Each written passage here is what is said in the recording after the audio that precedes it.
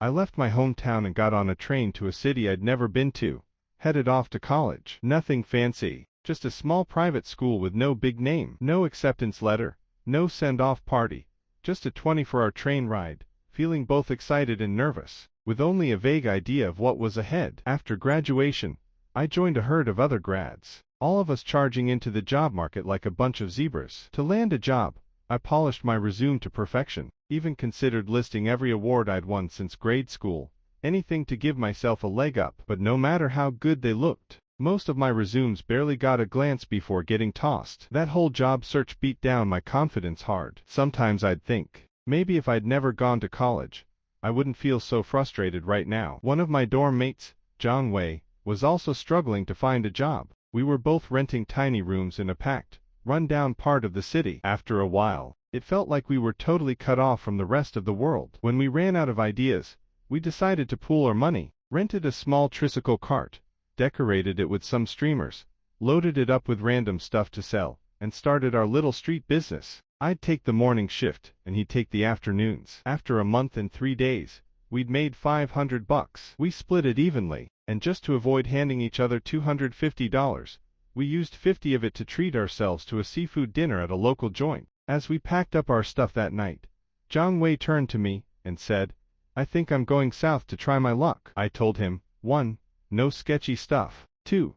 Take care of yourself, the climate's different down there. And 3. Let's keep in touch no matter what. He grinned and asked, "And what about you?" I just shrugged. Maybe I'll head home. If this city doesn't need me, why stick around? So, Zhang Wei went south, but I ended up staying. Something inside me wouldn't let go. I felt like I had to prove myself here. I started working at a bookstore as a stock boy, hauling books upstairs and shelving them by category. Sometimes they'd ask me to help customers, so my go-to line became, "What book can I help you find?" The work was exhausting, but whenever the boss wasn't around, I'd sneak in some reading. Those 2 months there, the one thing that really stuck with me was rereading You Was to Live. He wrote, "To live is not for something else. It's for life itself." I wasn't sure if that was meant to be inspiring or kind of dark, but I started to get it. Life's about surviving like a cockroach, always managing to scrape by somehow. Over time, I did a bunch of random jobs, working from dawn till night, riding the bus half asleep,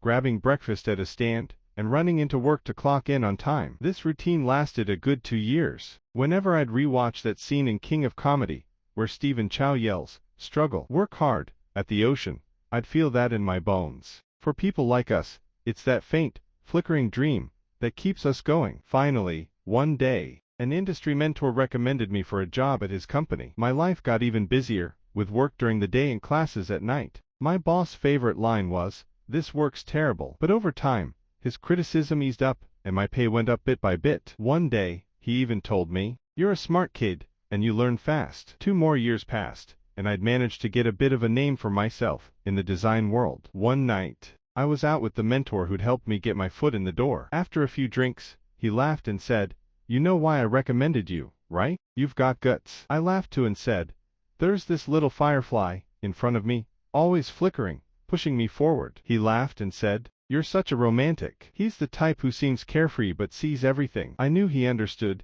even if he brushed it off with a laugh. From there, things went pretty smoothly, almost like it was all meant to be. Even that fire inside me wasn't as intense. Not too long after, I caught up with Zhang Wei, my old tricycle business partner. He came all the way up from the south, now a regional manager at a listed company. The 2 of us, plus my girlfriend, sat down for drinks. Zhang Wei raised his glass and said, "To the tricycle." I added, "To the 2 guys who showed we each taken $250. He grinned and said, "To the seafood stand." I laughed, "To those fireflies we chased." And by the end of the night, both of us had a few tears in our eyes, not that we'd admit it.